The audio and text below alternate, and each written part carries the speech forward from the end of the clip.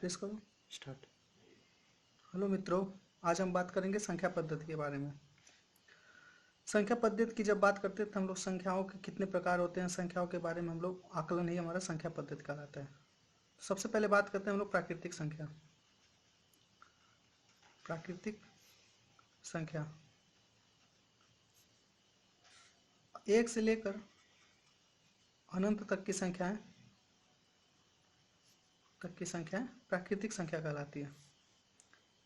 उदाहरण के लिए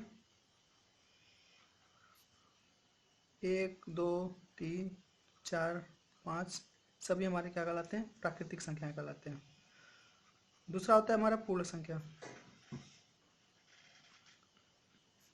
पूर्ण संख्या 0 से स्टार्ट होता है और अनंत तक चला जाता है। प्राकृतिक संख्या और पूर्ण संख्या में अंतर बस यही होता है कि प्राकृतिक संख्या 1 से शुरुआत होती है और पूर्ण संख्या की शुरुआत 0 से होती है। तो 0 से लेकर अनंत तक की संख्याएं पूर्ण संख्याएं कहलाती हैं। उदाहरण हमारा 0 से स्टार्ट होके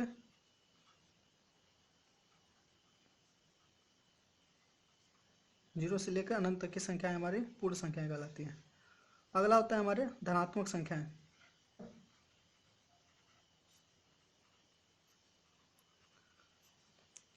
जिन संख्याओं के आगे हमारा धन का निशान होता है उसको हम लोग धनात्मक संख्या कहते हैं। जैसे 1, 2, 3, 4, 5 ये हमारे सारी संख्याएं धनात्मक संख्याएं होती हैं। इसके आगे होता है हमारा ऋणात्मक संख्या।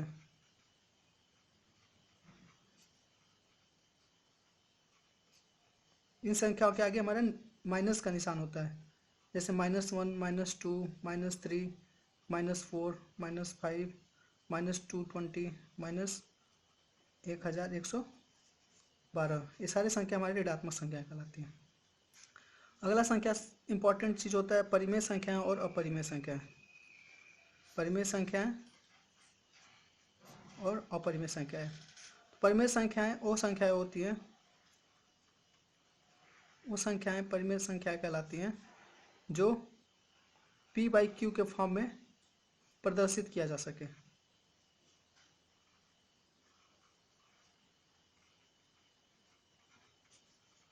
प्रदर्शित की जा सके हमारी परिमेय संख्याएं कहलाती है।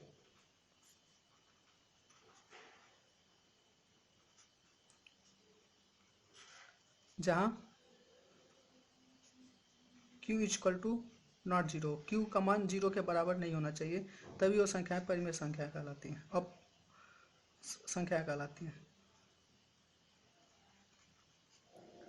उदाहरण के लिए सारी भिन्न संख्याएं हमारी क्या होती हैं? परिमेय संख्याएं कहलाती हैं। जैसे 1/2, 3/2, 5/4 भिन्न संख्या हमारे सारे भिन्न संख्या हमारे क्या कहलाते हैं? परिमेय संख्या कहलाती हैं।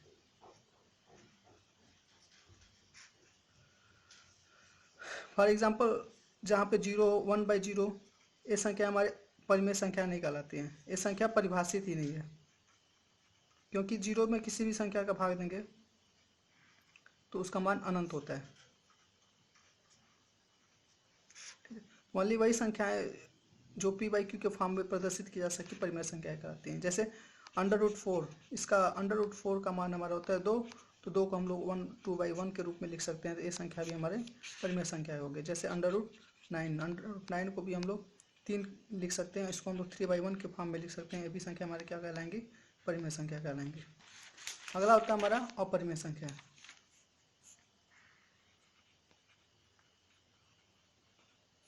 अपरिमेय संख्या जिनको हम लोग p/q के फॉर्म में नहीं लिख सकते हैं, के रूप में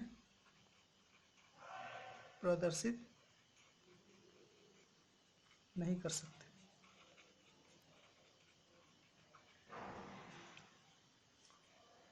जहां q का मान 0 ना हो।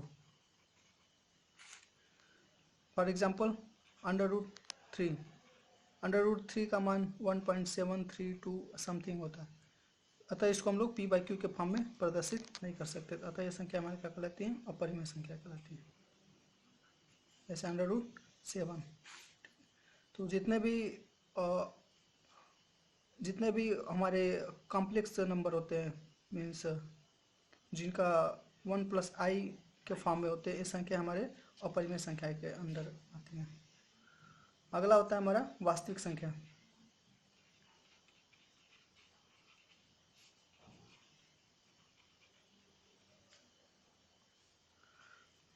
अपरिमेय संख्या और परिमेय संख्याओं का संग्रह ही हमारा वास्तविक संख्या होता है। अपरिमेय संख्याओं प्लस परिमेय संख्याओं का संग्रह हमारा वास्तविक संख्या होता है। फॉर एग्जाम्पल 4√4, √9, √7, जो संख्या परिमेय संख्या के फॉर्म में भी लिखी जा सके, जो संख्या अपरिमेय फॉर्म में लिखी जा सके, वो सभी संख्या हमारा वास्तविक संख्या कहलाता है। हम बात करते हैं सम संख्या।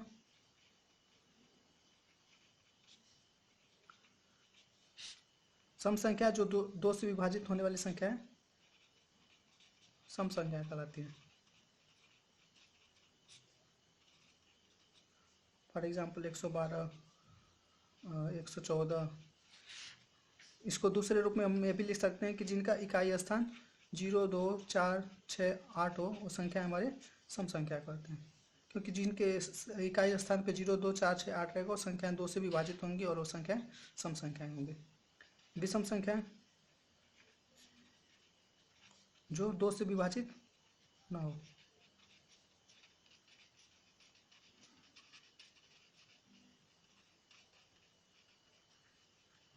मतलब जिनके इकाई स्थान पे 0, 2, 4, 6, 8 ना हो, वो संख्या हमारे विषम संख्याएं कहलाती हैं। जैसे 1, 3, 5, 113, 114, 117 सॉरी एक्सेट्रा हमारे क्या होते हैं, विषम संख्या कहलाते हैं। अब बात करेंगे हम लोग अभाज्य संख्या, भाज्य संख्या और अभाज्य संख्या।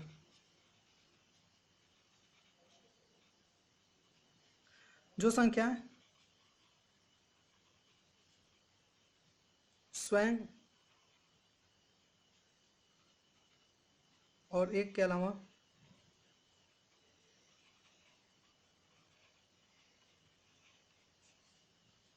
किसी और संख्या से विभाजित न हो, अभाज्य संख्या कहलाती है।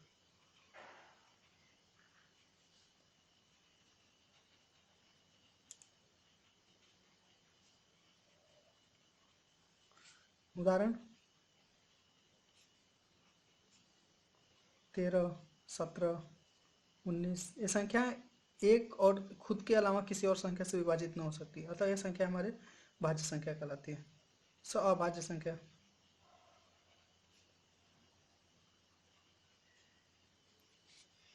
दो संख्याएं जिनका आप कॉमन फैक्टर हमारा एक हो, वो संख्या हमारे अभाज्य संख्या कहलाती हैं। जैसे 13 और 17, इन दोनों संख्याओं का जो कॉमन फैक्टर होगा वो हमारा एक होगा। जैसे 13 और 17 दोनों एक के अलावा इनके बीच में कोई कॉमन फैक्टर नहीं होता है, इसलिए हम लोग इसको अभाज्य संख्या कहते हैं। जैसे 17 एंड 20, 17 और 20 के बीच में भी एक कॉमन फैक्टर हमारा क्या होगा, एक होगा, अतः ये भी संख्या हमारे क्या कहलाती हैं, अभाज्य संख्या कहलाती है।